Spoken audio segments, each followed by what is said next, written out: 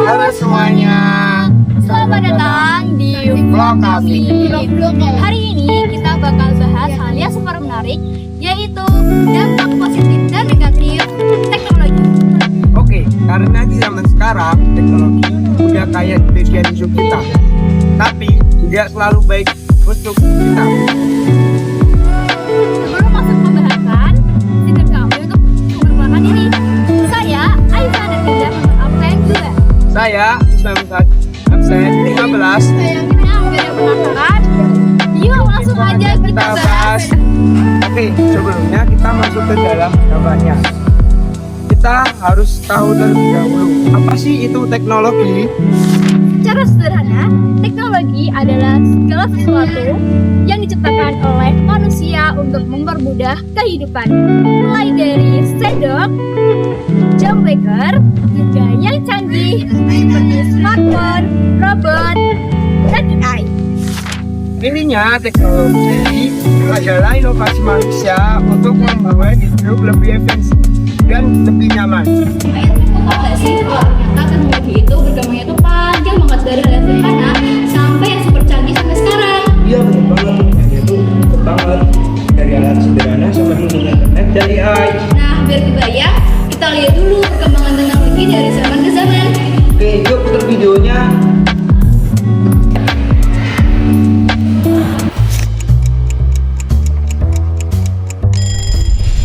Setiap pagi mungkin kita bangun karena dengar suara alarm di HP kita. Sambil melek di pinggir kasur, buka HP dulu, update media sosial, dan sehabis mandi langsung berangkat ke sekolah naik ojek online, dan kalau mau jajan tinggal pesen makan. Semua lewat HP kita.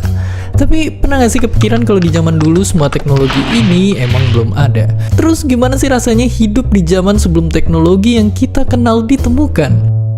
Jadi lebih enak mana hidup di zaman sekarang atau tahun 50-an? Pastinya banyak yang jawab lebih enak zaman sekarang.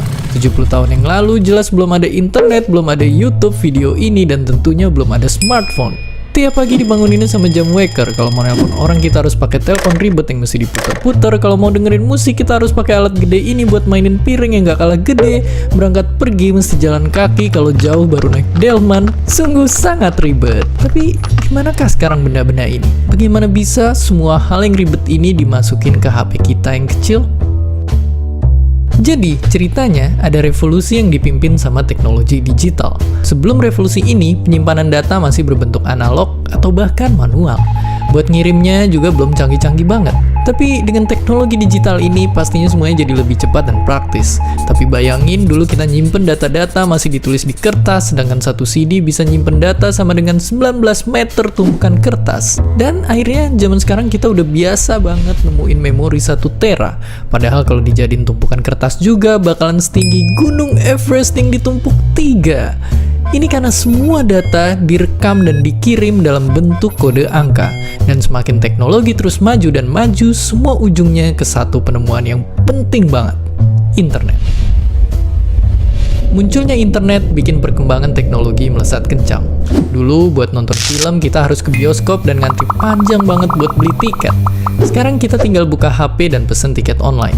Bahkan udah ada ribuan film siap ditonton lewat sentuhan tangan. Untuk belanja dan bertransaksi kita nggak perlu lagi ke bank buat ngambil uang.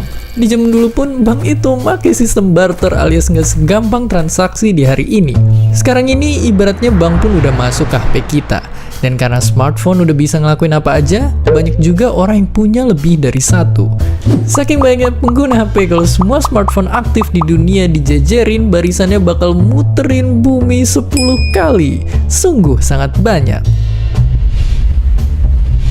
Jadi, kalau di sisi teknologi, emang zaman sekarang menang telak. Yang dulu perlu banyak tempat penyimpanan harus kesana kemari atau harus nunggu lama, sekarang ada semua di HP kita. Asal jangan sampai kecanduan stalking sosial media mantan tiap malam. Dan seperti biasa, terima kasih. Teknologi sejauh ini ya, dari alat sederhana sampai teknologi digital yang super tetap sampai sekarang. Iya, dan perkembangan itu nggak cuma bikin semuanya menjadi lebih mudah, tapi juga membawa banyak dampak, mulai dari dampak yang positif dan negatif.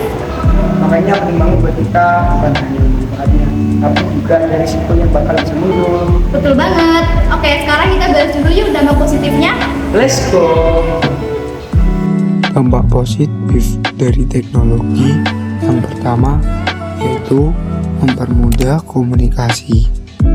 Kita bisa video call keluarga atau teman jauh, kirim pesan instan, bahkan kerja bareng tanpa harus bertemu langsung. Dunia jadi terasa lebih kecil. Selanjutnya, yang kedua yaitu akses informasi tanpa batas. Kalau dulu harus ke perpustakaan buat nyari bahan belajar, sekarang tinggal ketik di internet, semua informasi bisa kita temukan. Selanjutnya, ketiga, ada kemajuan di bidang kesehatan. Ternyata teknologi juga membawa dampak dalam bidang kesehatan. Dalam bidang kesehatan, teknologi dapat membantu dunia medis seperti alat modern yang bisa mendeteksi penyakit lebih cepat, bahkan ada operasi robotik yang super presisi. Kemudian yang keempat yaitu efisiensi kerja dan ekonomi digital. Di zaman sekarang banyak pekerjaan baru yang muncul karena teknologi, seperti content creator, programmer, dan desainer digital. Jadi kita tetap bisa bekerja dan produktif walau dari rumah. Dampak positif teknologi yang terakhir, ada solusi untuk masalah global, mulai dari energi terbarukan, kendaraan listrik, sampai aplikasi yang bantu mengurangi sampah. Ternyata dampak positif dari teknologi itu ada banyak banget ya, mulai dari bidang komunikasi, pendidikan, ekonomi, hingga kesehatan. Ya bener banget. Sekarang kita bahas dampak negatif teknologi yuk. Oke, yuk! Dampak negatif dari teknologi yang pertama yaitu kecanduan gadget. Seringkali kita menghabiskan waktu dengan bermain game atau scroll TikTok selama berjam-jam.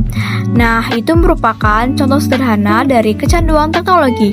Akibatnya, produktivitas menurun dan waktu terbuang sia-sia. Selanjutnya, dampak yang kedua ada berkurangnya interaksi sosial nyata. Kita sering banget mengabaikan orang sekitar karena asik dengan handphone masing-masing. Padahal kalau kita lebih peduli dengan sekitar, itu jauh lebih baik. Karena hubungan manusia itu nggak bisa digantikan dengan layar. Selanjutnya, dampak negatif yang ketiga yaitu dampak psikologis. Kalian tahu nggak sih kalau ternyata teknologi bisa memengaruhi psikologis kita loh? Saat kita melihat seseorang di media sosial, lalu kita mulai membandingkan diri dengan orang lain, akibatnya bisa bikin stres, cemas, bahkan iri. Dampak negatif dari teknologi yang keempat yaitu kejahatan dunia maya seperti hoax, penipuan online, keberatasan data. Yang terakhir yaitu dampak fisik. Ternyata teknologi juga bisa memengaruhi fisik kita loh. Ketika kita terlalu lama di depan layar, bisa bikin mata lelah, postur tubuh jelek, dan kualitas tidur menurun. Dampak negatif teknologi ngeri banget ya, mulai kecanduan dari gadget, kekurangan interaksi sosial, kejahatan dunia maya, sampai yang paling parah tuh dampak psikologis fisik kita loh. Tapi dari dampak negatif tadi yang udah kamu sebutin, kira-kira ada solusinya nggak biar kita bijak menggunakan teknologi? Ada dong, mau lihat. Mau tahu dong? Oke, ini dia cara menggunakan teknologi secara bijak. Nah, biar kita tetap dapat manfaat yang positif tanpa terjebak dampak negatif, aku punya cara loh biar kita jadi pengguna teknologi yang bijak. Yang pertama, batasi penggunaan layar atau screen time.